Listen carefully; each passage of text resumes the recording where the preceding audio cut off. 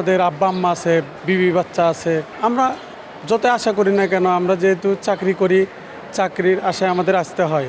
এই জায়গা যেহেতু থাকি সব সময়, এই জন্য যত বিরক্তই হয়, আশা তো লাগবেই না।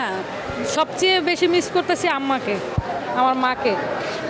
এত মানে যত কষ্টই হোক ঢাকায় তো আসতে হবে, এখানেই থাকি তো বর্তমানে এখানে আসতে হবে, এটাই। ঈদ আলহামদুলিল্লাহ ভালো কাটছে, বাট বাড়ি ছেড়ে আসা তো সবসময় একটা নারীটা মানে বিশেষ করে মা বাবাকে ছেড়ে আসাটা অনেক কষ্টকর। তারপরও আপনার অনেকেই দেখেছি জীবিকার থাকিতে আসতে হয়, যারা ছাত্র আছে, স্টুডেন্ট আছে, তারা পড়াশোনার জন্য আসতে হয় আর কি। না, আমাদের রাস্তায় কোনো সমস্যার সম্মুখীন হয়নি, আলহামদুলিল্লাহ সুস্থভাবে আসছি। বাবা মার সাথে থাকলে এদের আনন্দ হয়তো আরও দ্বিগুণ হয়তো। এবার ঈদে আমার মা কিছুদিন আগে মারা গেছে, তো এই যে 2 মাস আগে মারা গেল, মানে খুব ঈদটা অনেক ওরকমভাবে যায় নাই, অনেক কষ্টে গেছে। কারণ যদি মা থাকতো তাহলে আরও ভালো হতো। মারে খুব মিস করছি।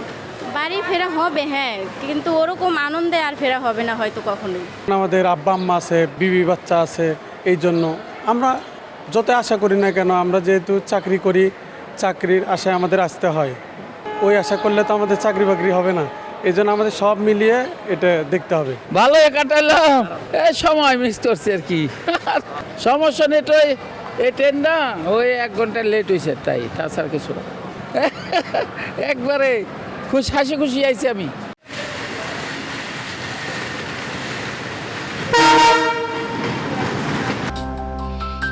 অগ্রযাত্রা প্রতিদিন,